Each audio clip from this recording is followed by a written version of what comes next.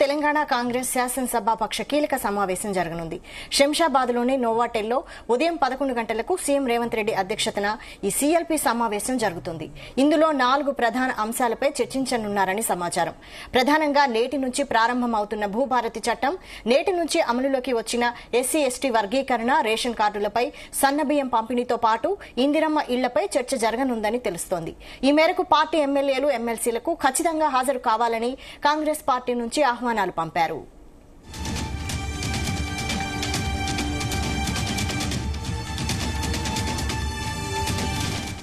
దీనిపై మరిన్ని అప్డేట్స్ మా ప్రతినిధి సతీష్ అందిస్తారు. సతీష్. వైశాలి, రేపు ఉదయం 11 గంటలకు శంషాబాద్ లోని నోవాటెల్ హోటల్లో సీఎం రేవంత్ రెడ్డి అధ్యక్షతన సిఎల్పీ సమావేశం కూడా జరగనుంది. సీఎం రేవంత్ రెడ్డితో పాటు రాష్ట్ర incharge Meenakshi Natarajan, deputy CM Mallu Bhatti Vikramarka, మంత్రులు, ఎమ్మెల్యేలు, ఎమ్మెల్సీలు అంతా కూడా ఈ సమావేశంలో కూడా పాల్గొంటున్నారు. అయితే ప్రధానంగా 4 అంశాలపై ఈ యొక్క సిఎల్పీ సమావేశాలు కూడా చర్చిస్తున్నట్టు తెలుస్తా ఉంది. ప్రధానంగా నేటి నుంచి ప్రారంభం అవుతున్నటువంటి భూభారతి చట్టం, అదేవిధంగా నేటి నుంచి అమల్లోకి రానున్నటువంటి ఎస్సీ ఎస్టీ వర్గీకరణ కోసం మరి కాసేపట్లోనే ఇటు జీవో కూడా విడుదల చేస్తున్నారు. దీనిపై ప్రధానంగా చర్చ. అదేవిధంగా రేషన్ కార్డులపై ఇష్యూపై కూడా చర్చిస్తున్నారు. అదేవిధంగా సన్నబియ్యం పంపిణీతో పాటు ఇందిరామహిళపై కూడా ఈ సమావేశంలో చర్చిస్తున్నట్టు తెలుస్తోంది. అదేవిధంగా ఇటు క్యాడర్ కూడా హాజరయ్యే విధంగా కూడా చర్యలు చేపడుతున్నారు. ఇప్పటికే ఇటు ఎమ్మెల్యేలు, ఎమ్మెల్సీలకు కూడా ఖచ్చితంగా హాజరు కావాలని కూడా కాంగ్రెస్ పార్టీ నుంచి కూడా ఆహ్వానం కూడా పంపారు. ఇటు టీపీసీసీ చీఫ్ మహేష్ కుమార్ గౌడ్ కూడా అందరు కూడా ఆదేశించారు. మరి ఎవరు కూడా మిస్ కావద్దని, ఎందుకంటే ఇది చాలా కీలకమైనటువంటి సిఎల్పీ సమావేశం చెప్పుకోవచ్చు. ఎందుకంటే తెలంగాణ కాంగ్రెస్ గవర్నమెంట్ ఏర్పడి దాదాపు 15 నెలలు పూర్తయింది కాబట్టి మరి ఈ నేపథ్యంలో ఇటు పథకాల ఇంప్లిమెంటేషన్ సంబంధించి గ్రౌండ్ లెవెల్ ఏ రకంగా కొనసాగుతుంది. ఎందుకంటే ఇప్పటికే దాదాపు 5 పథకాలు, అదేవిధంగా జనవరి 26 కూడా 4 పథకాల ఇంప్లిమెంటేషన్ కూడా పూర్తి జరిగింది కాబట్టి మరి ఈ నేపథ్యంలో గ్రామ లెవెల్లో ఇటు ఫీడ్బ్యాక్ ఏ రకంగా ఉంది, మరి ఎమ్మెల్యేలు కానీ ఎమ్మెల్సీలు కానీ గ్రౌండ్ లెవెల్ ఏ రకంగా ముందుకెళ్తున్నారు. అదేవిధంగా సేమ్ టైం మరి ఈ రోజు నుంచి ఇటు భూభారత్ అంటే ఇటు ధరణి ప్లేస్ లో కూడా భూభారతి చట్టాన్ని కూడా ఇంప్లిమెంటేషన్ కూడా చేస్తున్నారు కాబట్టి, ఎందుకంటే ఇటు భూములకు సంబంధించి పెద్ద ఎత్తున కూడా చర్చ కూడా జరిగింది. గతంలో ఇటు ధరణి వెబ్సైట్ వల్ల అక్రమాలు పెద్ద ఎత్తున జరిగాయి.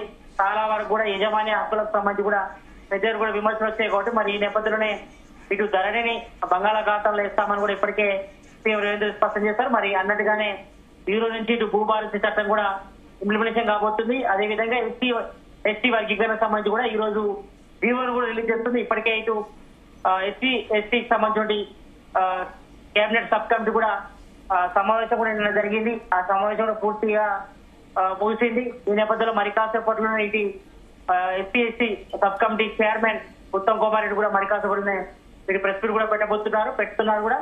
మరి ఈ నేపథ్యంలో వీటన్నిపై కూడా చర్చించి మరి వీటిని గ్రౌండ్ లెవెల్ ఏ రకంగా తీసుకెళ్లాలి. ఎందుకంటే తెలంగాణలో ఇటు బీసీ సంబంధించి కులగణన విషయంలో కానీ ఎస్సీ ఎస్టీ వర్గీకరణకు సంబంధించి కూడా, అదేవిధంగా ఇటు భూభారతి చట్టాన్ని ఇంప్లిమెంట్ చేసిన రాష్ట్రం తెలంగాణ కాబట్టి మరి వీటి ప్రజలకు ఏ రకంగా తీసుకోవాలి, ఎందుకంటే రాబోయే స్థానిక సంస్థల్లో ఎన్నికల్లో కూడా ఏ రకంగా ముందుకెళ్లడంపై కూడా పార్టీ క్యాడర్ కూడా సీఎం రేవంత్ రెడ్డి కూడా దిశానిర్దేశించి ఉన్నారు.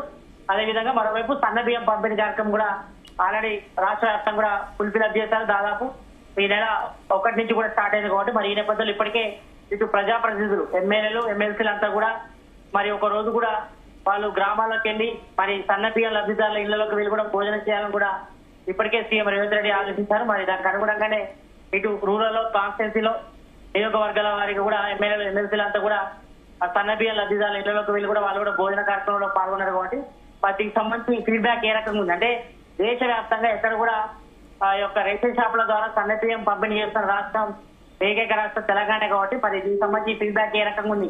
ఎందుకంటే గతంలో బీఆర్ఎస్ గవర్నమెంట్ ఉన్నప్పుడు కానీ అంతకుముందు వేరే ప్రభుత్వాలు ఉన్నప్పుడు కానీ రేషన్ షాప్ లో దొడ్డు బియ్యం మాత్రమే ఇచ్చారు.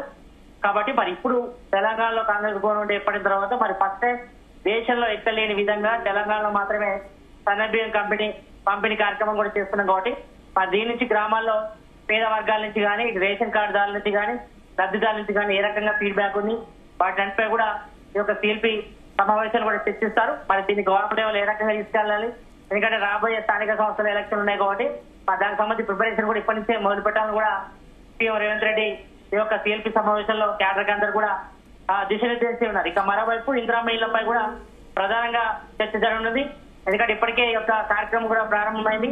జనవరి 26న కూడా 563 మండలాల్లో ఒక్కొక్క గ్రామాన్ని కూడా పైలట్ ప్రాజెక్ట్ గా ఎంపిక చేశారు. అన్ని గ్రామాల్లో కూడా అంటే దాదాపు 563 మండలాల్లో ఒక్కొక్క గ్రామాల్లో కూడా పూర్తి స్థాయిలో ఇందిరమ్మ ఇళ్లు కూడా మంజూరు చేశారు. మరి కొంతవరకు అయితే ఇప్పటికే ఇటు పునాది కూడా తీశారు. కొంతమందికి ఫస్ట్ విడత డబ్బులు కూడా పడ్డటువంటి పరిస్థితి. మరి కొంతమంది అనర్హులకు కూడా ఇందిరమ్మ ఇల్లు ఇచ్చారని కూడా ఆరోపణలు వస్తున్న నేపథ్యంలో ఇప్పటికే ఇటు మంత్రి సీఎం రేవంత్ రెడ్డి గానీ ఇప్పటికే ఈ శాఖపై కూడా రివ్యూ చేశారు. చేసి మరి అర్హులైన వారికి ప్రతి ఒక్కరు కూడా ఇందిరమ్మ ఇల్లు ఇవ్వాలని కూడా దిశానిర్దేశం కూడా చేశారు. కాబట్టి మరి ఈ నేపథ్యంలో వీటిపై కూడా ఫీడ్బ్యాక్ తీసుకొని మరి గ్రౌండ్ లెవెల్ ఏ రకంగా ఉంది, మరి ఎంతమందికి ఇందిరమ్మ ఇల్లు అందుతున్నాయి, అర్హులకు అందుతున్నాయా లేదా, మరి గత బీఆర్ఎస్ గవర్నమెంట్ లో డబుల్ బెడ్రూమ్ ఇల్లు ఇచ్చినప్పుడు చాలా మంది బీఆర్ఎస్ కార్యకర్తలకు వచ్చినట్టుగా ఆరోపణలు వచ్చాయి. కాబట్టి మరి దాని వ్యక్తులు కూడా పెద్ద ఎత్తున కూడా విమర్శలు వచ్చాయి. పెద్ద ఎత్తున స్కామ్ కూడా జరిగిందని ఆరోపణలు ఉన్నాయి. మరి ఈ నేపథ్యంలో మరి ప్రజెంట్ ఇందిరమ్మ ఇల్లు కూడా మరి కొంతమంది కాంగ్రెస్ కార్యకర్తలకు ఇస్తుందని ఆరోపణలు ఉన్న నేపథ్యంలో మరి గ్రౌండ్ లెవెల్ లో మాత్రం అర్హులైన వారికి మాత్రమే ఇందిరమ్మ ఇల్లు ఇవ్వాలని కూడా ప్రధానంగా ఇటు సీఎం రేవంత్ రెడ్డితో పాటు మంత్రి పొంగులేటి శ్రీనివాస్ రెడ్డి కూడా ఆదేశించిన నేపథ్యంలో మరి అర్హులను గుర్తించి వారికి మాత్రం ఇవ్వాలని చెప్తున్నారు. మరి ఇప్పటికే ఇటు కలెక్టర్లతో కూడా రివ్యూ కూడా నిర్వహించారు. మరి స్థానిక ఎమ్మెల్యే ఆధ్వర్యంలో కూడా ఈ యొక్క ఇందిరమ్మ ఇళ్లకు సంబంధించి అదేవిధంగా ఎంఆర్ఓ గానీ ఎంపీడీఓ అధికారులు పర్యవేక్షణలో మాత్రం ఈ యొక్క ఇందిరమ్మ ఇల్లు సంబంధించి లబ్ధిదారులు ఎంపిక జరగాలని కూడా ప్రధానంగా చెప్తున్న నేపథ్యంలో మరి గ్రౌండ్ లెవెల్ లో ఏ రకంగా ఉందనిపై కూడా ఈ యొక్క సిఎల్పీ మీటింగ్ లో చర్చించిన తర్వాత మరి గ్రౌండ్ లెవెల్ లో ఏ రకంగా తీసుకెళ్లాలి ఇందిరమ్మ ఇల్లు కూడా దానిపై కూడా ప్రధానంగా చర్చిస్తున్నారు. ఇక అదే విధంగా సేమ్ టైం ఇటు రేషన్ కార్డుల ఇష్యూ పై సంబంధించి అంటే రేషన్ కార్డులు కూడా ఇప్పటికే దరఖాస్తు ప్రక్రియ కొనసాగుతుంది. మరి ఈ నెల చివరి వరకు కూడా దరఖాస్తు తీసుకుంటామని చెప్పారు. మరి ఇప్పటికే దాదాపు 15 లక్షల మంది పైగా రేషన్ కార్డు కోసం కొత్త దంపతులు కానీ కొత్తగా పెళ్లైన వారు కానీ విడిగా కాపురం పెడుతున్నారు. మరి కూడా చాలా మంది కొత్త రేషన్ కార్డు కోసం దరఖాస్తు చేస్తున్నారు. కాబట్టి మరి త్వరలోనే ఈ యొక్క రేషన్ కార్డు ఇచ్చేందుకు కూడా రాష్ట్ర ప్రభుత్వం కసరత్తు చేస్తుంది. మరోవైపు ఇటు మంత్రి ఉత్తమ్ కుమార్ రెడ్డి కూడా సివిల్ సప్లై శాఖ అధికారులు కూడా ఆదేశించడం జరిగింది. మరి కొత్తగా డిజైన్ కూడా డిజైన్ చేయడం జరిగింది. మరి స్మార్ట్ కార్డు రూపంలో కూడా కొత్త రేషన్ కార్డు ఇచ్చేందుకు కూడా రాష్ట్ర ప్రభుత్వం కసరత్తు చేస్తుంది. కాబట్టి మరి వీటికి సంబంధించి ఏ రకంగా డిస్ట్రిబ్యూషన్ చేయాలి, ఇప్పటికే కొంతమంది అర్హులను గుర్తించారు. కాబట్టి మరి మొదటి విడతగా ఎంతమందికి ఇవ్వాలనిపై కూడా ఇప్పటికే ప్రధానంగా చర్చ జరుగుతుంది. దాదాపు 5 లక్షల మంది లబ్ధిదారులు కూడా త్వరలోనే కొత్త రేషన్ కార్డు ఇచ్చేందుకు కూడా ఇటు చర్యలు కూడా చేపడుతున్న రాష్ట్ర ప్రభుత్వం. మరి వీటన్నిటిపై కూడా ప్రధానంగా ఇక 5 సబ్జెక్టులపై కూడా మేజర్ గా ఈ యొక్క సిఎల్పీ మీటింగ్ లో చర్చించి అయితే సతీష్ ఈ పథకాలన్నింటిపై చర్చించడానికి ముఖ్యంగా త్వరలో రాబోతున్న స్థానిక సంస్థల ఎన్నికల ఎజెండా కారణంగా చెప్పుకోవచ్చా? తప్పకుండా. ఎందుకంటే ఇప్పటికే పలు విధాలుగా కూడా స్థానిక సంస్థల ఎన్నికలు కూడా వాయిదా పడ్డాయి. ఎందుకంటే ఆ మధ్య ఎమ్మెల్యే కోట ఎమ్మెల్సీ ఎన్నికలు జరిగాయి, తర్వాత ఎమ్మెల్సీ ఎన్నికలు వచ్చాయి, ఇటు గ్రాడ్యుయేషన్ సంబంధించి కానీ టీచర్స్ సంబంధించి కానీ. కాబట్టి స్థానిక సంస్థలు ఇప్పటికే డిలే చాలా వరకు డిలే అయ్యాయి. దాదాపుగా 1 year నుంచి ఇంకా పెండింగ్ లో ఉండిపోయింది. కాబట్టి మరి ఈ నేపథ్యంలో ఇప్పటికే రూరల్ లో మాత్రం ఇప్పుడు ఎంఆర్ఓ ప్రత్యేక అధికారిగా కూడా పాలన కూడా కొనసాగుతుంది. ఇప్పటికే సర్పంచుల 10 కాలం కూడా ముగిసి 1 year కూడా పూర్తయింది. కాబట్టి మరి ఈ నేపథ్యంలో కంపల్సరీ నిర్వహించాల్సిన అవసరం ఉంది. ఎందుకంటే ఇప్పటికే గ్రామాల్లో అభివృద్ధి అయితే కుంటుపడింది. కాబట్టి మరి ఈ నేపథ్యంలోనే త్వరలోనే మేబీ ఈ మేలో కానీ మే ఫస్ట్ వీక్ లో కానీ మే లాస్ట్ వీక్ లో కానీ స్థానిక సంస్థల ఎన్నికలు నిర్వహించేది కూడా రాష్ట్ర ప్రభుత్వం కసరత్తు చేస్తుంది. మరి ఇప్పటికే ఇటు విజ్ఞానం కూడా రెడీ చేశారు. మరి ఇప్పటికే ఇటు ఎలక్షన్ కమిషన్ కూడా సిద్ధంగా ఉంది. కాబట్టి మరి త్వరలోనే ఈ యొక్క స్థానిక సంస్థల నిర్వహణ దిశగా కూడా తరలిస్తుంది.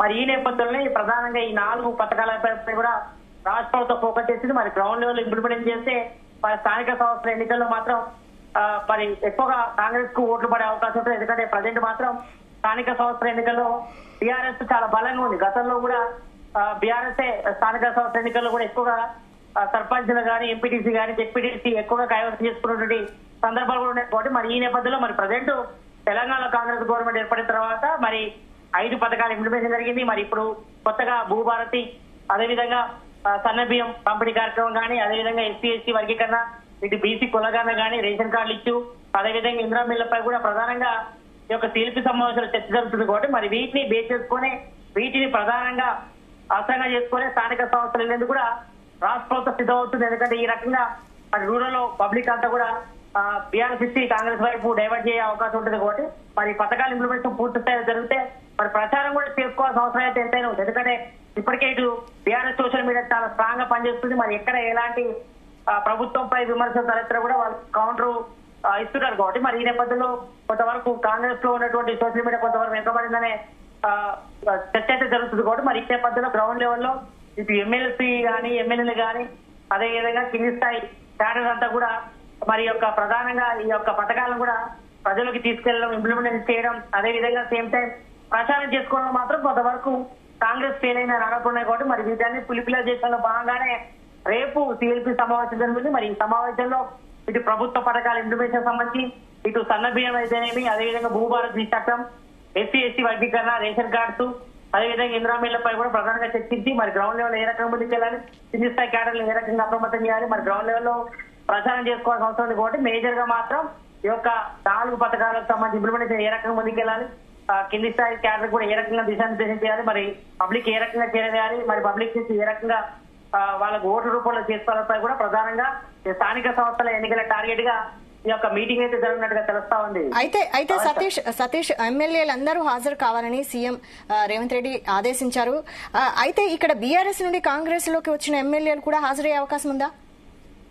వీటన్నిపై కూడా ప్రధానంగా చర్చ జరుగుతుంది. మరి ప్రజెంట్ అయితే మాత్రం వాళ్ళంతా కూడా బీఆర్ఎస్ నుంచి బీజేపీ బీఆర్ఎస్ నుంచి కాంగ్రెస్ లోకి వచ్చిన వాళ్ళు దాదాపు 10 మంది ఎమ్మెల్యేలు ఉన్నారు. మరోవైపు 6 మంది ఎమ్మెల్సీలు ఉన్నారు కాబట్టి మరి ఈ నేపథ్యంలో మరి వాళ్ళు ఈ సమావేశానికి హాజరవుతారా లేదా దానిపై కూడా ఇంకా సందిగ్ధం నెలకొంది. ఎందుకంటే ఇప్పటికే ఈ కేసు అంతా కూడా సుప్రీంకోర్టులో ఉంది. మరి ఎవరైతే పార్టీ ఫిరాయింపులకు పాల్పడ్డారో ఇటు బీఆర్ఎస్ కూడా సుప్రీంకోర్టులో కూడా ఒకవైపు ఫైట్ చేస్తుంది. మరి వాళ్ళపై అనర్హత వేడి వేయాలని కూడా చేస్తుంది కాబట్టి మరి ప్రజెంట్ అయితే మాత్రం ఈ యొక్క బీఆర్ఎస్ నుంచి కాంగ్రెస్ చేరిన ఎమ్మెల్యేలు మాత్రం ప్రజెంట్ అయితే మాత్రం ఏ సమావేశానికి కూడా హాజరు కావడం లేదు, న్యూట్రల్ ఉన్నారు. మరి రేపటి సిఎల్పి సమావేశానికి బీఆర్ఎస్ నుంచి కాంగ్రెస్ చేరిన ఎమ్మెల్యేలు కానీ ఎమ్మెల్సీ కానీ హాజరవుతారా లేదా అనేపై కూడా ప్రధానంగా చర్చ అయితే కొనసాగుతుంది. మేబీ ఈసారి అయితే హాజరయ్యే అవకాశం అయితే లేదు. ఎందుకంటే ఈ కేసు ఇప్పటికే సుప్రీంకోర్టులో చాలా చర్చ జరుగుతుంది. ఇప్పటికే తీర్పును కూడా రిజర్వ్ చేశారు. ఒకవైపు అసెంబ్లీ సెక్రటరీ కానీ అసెంబ్లీ స్పీకర్ కూడా పంపించారు. మరి వాళ్ళపై చర్యలు కూడా తీసుకోవాలని మరి వీటిపై ఇప్పటి వరకు అయితే ఇంకెలాంటి చర్చలు అయితే జరగట్లేదు. మరి ప్రజెంట్ అయితే మాత్రం ఆ కేసు సుప్రీంకోర్టులో నడుస్తుంది కాబట్టి మరి ఈ నేపథ్యంలో వాళ్ళు ఈసారి సిఎల్పి సమావేశానికి కొంతవరకు దూరం ఉండే అవకాశం ఉంది. ఎందుకంటే వాళ్ళంతా కూడా న్యూట్రల్ ఉంటున్నారు. మరి ప్రజెంట్ వాళ్ళు మరి బీఆర్ఎస్ ఉన్నారా లేదంటే కాంగ్రెస్ ఉన్నారా అనేపై కూడా వాళ్ళే సమాధానం చెప్పలేని పరిస్థితిలో ఉన్నారు కాబట్టి మరి ఈ నేపథ్యంలో మాత్రం కొంతవరకు చర్చ జరుగుతుంది. మరి ఈ యొక్క సిఎల్పి సమావేశానికి వారు హాజరయ్యే అవకాశం అయితే చాలా తక్కువగా ఉంది. మరి వాళ్ళైతే ప్రజెంట్ మాత్రం న్యూట్రల్ గా ఉండే అవకాశం ఉంది. మరి మేజర్ మాత్రం ఈ సిఎల్పి సమావేశంలో ప్రధానంగా ఈ 4 అంశాలపై కూడా చర్చ జరగనుంది. మరి స్థానిక సంస్థలే టార్గెట్ గా ఈ సిఎల్పి సమావేశంలో క్యాడర్ అంతా కూడా సీఎం రేవంత్ రెడ్డి దిశానిర్దేశం చేస్తారు. రైట్. Thank you Satish.